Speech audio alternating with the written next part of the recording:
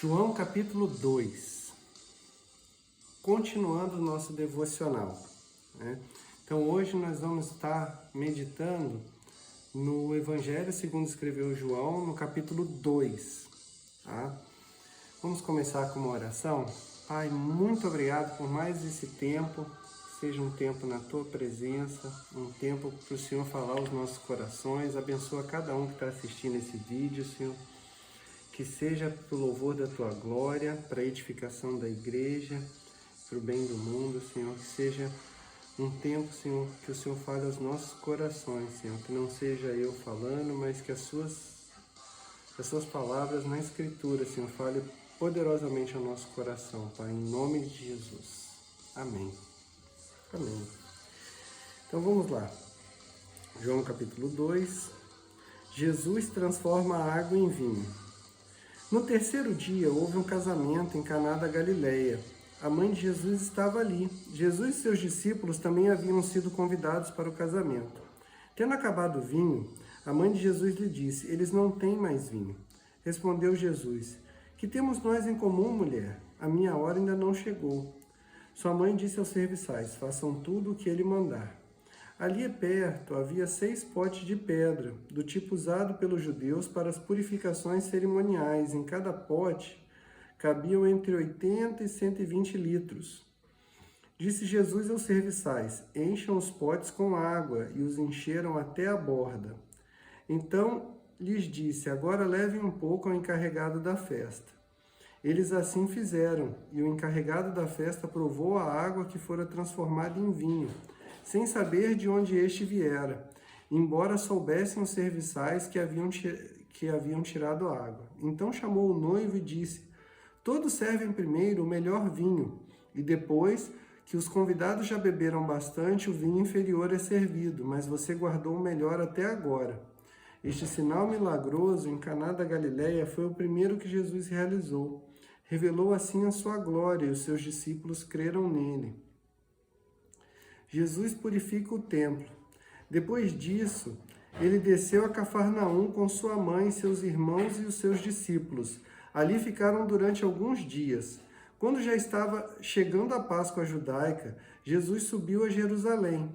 No pátio do templo, viu alguns vendendo bois, ovelhas e pombas, e outros assentados diante de mesas, trocando dinheiro. Então ele fez um chicote com cordas e expulsou todos do templo, bem como as ovelhas e os bois, espalhou as moedas dos cambistas e virou suas mesas. Aos que vendiam pombas disse: "Tirem essas coisas daqui, parem de fazer da casa do meu pai um mercado." Seus discípulos lembraram-se que está escrito: "O zelo pela sua casa me consumirá." Então os judeus lhe perguntaram: "Que sinal milagroso o Senhor pode mostrar-nos como prova da sua autoridade para fazer tudo isso?" Jesus lhe respondeu: "Destruam esse templo e eu o levantarei em 3 dias." Os judeus responderam: "Esse templo levou 46 anos para ser edificado, e o Senhor vai levantá-lo em 3 dias? Mas o templo qual falava era o seu corpo." Depois que ressuscitou dos mortos, os seus discípulos lembraram-se do que ele tinha dito. Então creram na Escritura e na palavra que Jesus dissera.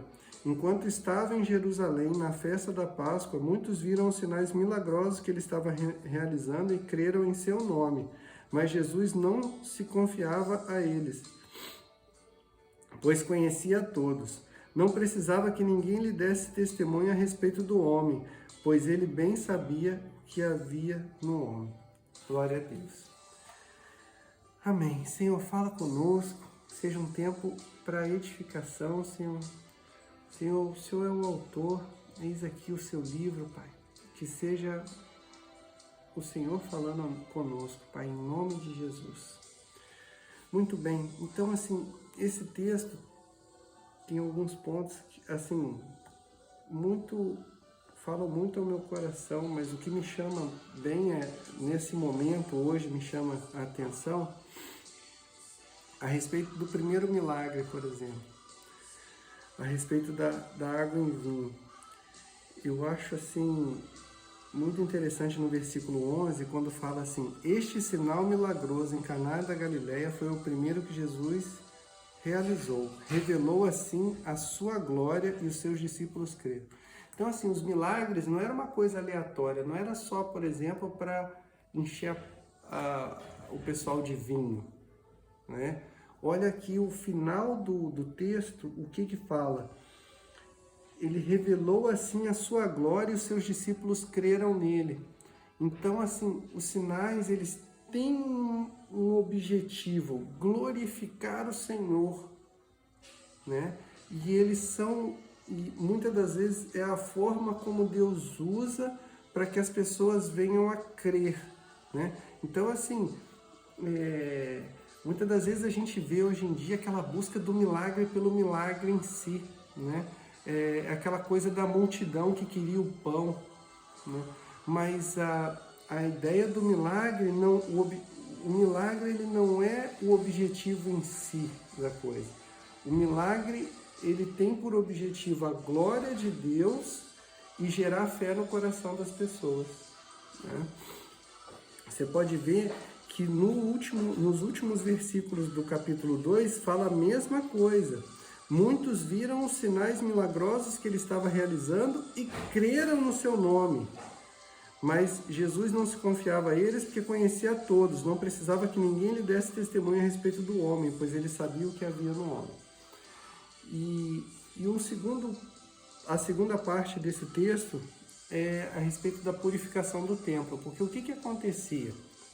Isso a gente vai ver quando a gente lê o Velho Testamento, mas assim, lembra que eu falei de sacrifícios, né, no devocional passado? Então, toda vez que pecava tinha um sacrifício. E aí o que acontece? Começou a ter um comércio dentro do templo. A galera vendia, ó, toma aqui a pombinha, toma aqui o boi, melhor estilo, tipo um camelódromo, assim. Ah, na minha mão o boi é mais barato, não sei o que, vinha aquela confusão. E quando Jesus viu aquilo, ele chega e já vira a mesa, tira aquela confusão ali de dentro do templo e tal. Por quê? Porque nunca foi para virar um comércio, para a galera lucrar em cima disso, entendeu? Então, assim, a ideia era que as pessoas buscassem para perdão dos pecados e não que virasse um comércio, né? Como muitas das vezes vira. E muitas das vezes a gente fica nessa até hoje. Quantas vezes a gente tem mania de querer dobrar a vontade de Deus com dízimo, com oferta e tudo, ou eu vou jejuar até que Deus faça a minha vontade. Então, assim, na verdade, quando a gente faz essas coisas, a ideia é justamente ao contrário. Quando a gente jejua, não é para que Deus dobre a sua vontade a gente, é para que a nossa carne seja mortificada e que a nossa vontade se conforme à vontade de Deus, né? Então, que a gente busque um relacionamento mais próximo com Deus. Então, eu vou colocar isso aqui. Os milagres são para glorificar a Deus e levar os incrédulos a crerem. Então, assim, os milagres, por exemplo, até hoje em dia, quando acontece um milagre na igreja, não é para que o pregador vire um ungidão. Os milagres reais, eles são para glorificar o nome do Senhor e levar aqueles que não creem, né, os incrédulos, aqueles que estão se achegando à igreja, a verem aquilo e falar, Deus até hoje age, e age aqui nesse meio. Então, ele se faz presente e eles dessa forma creem, né, crerem no Senhor e buscarem a Deus. Essa é a finalidade do milagre, né? Amém? Então vamos lá, uma aplicação pessoal, né? Então o que esse texto mostra para mim? Porque muitas das vezes a gente é mestre em ler e falar para os outros, porque aquele lá é assim, porque aquele lá é assado.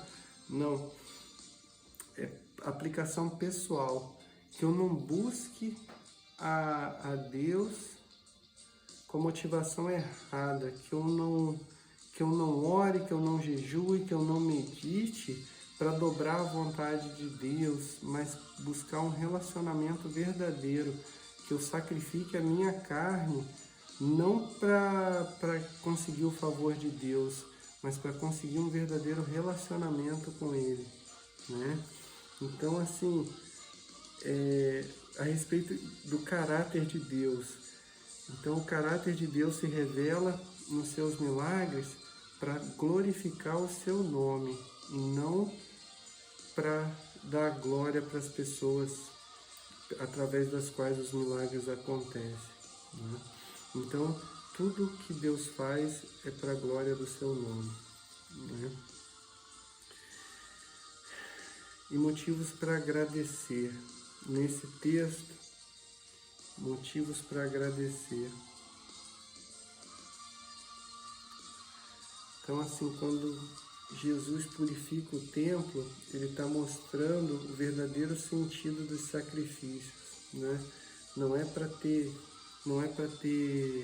gerar renda, não é para virar um comércio o evangelho, mas a ideia é que tudo que a gente faça, né, todas as ofertas, dízimos, primícias, sejam para que a misericórdia do Senhor seja manifesta na terra. A gente vai falar sobre isso mais para frente. Vamos orar. Pai, muito obrigado, Senhor, por tudo que o Senhor fez através da Tua palavra. Muito obrigado por todos os sinais e maravilhas, Senhor.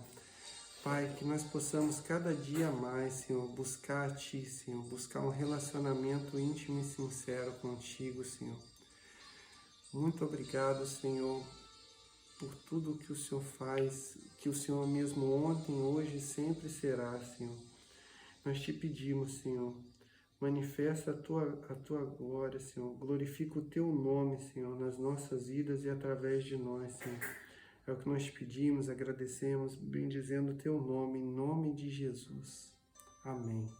Deus abençoe cada um de vocês. Para quem está assistindo esse vídeo no nosso canal, ajuda a gente, se essa mensagem falou contigo, curte aqui, compartilha, leva para outras pessoas, Senhor. Comenta aqui embaixo, porque muitas das vezes quem está podendo comentar, comenta aqui embaixo. Às vezes o texto falou alguma coisa diferente contigo, para que possamos nos edificar mutuamente. Então comenta aqui embaixo que o texto falou contigo diferente do que eu trouxe, tá bom? Deus abençoe, fiquem com Deus, até o próximo vídeo.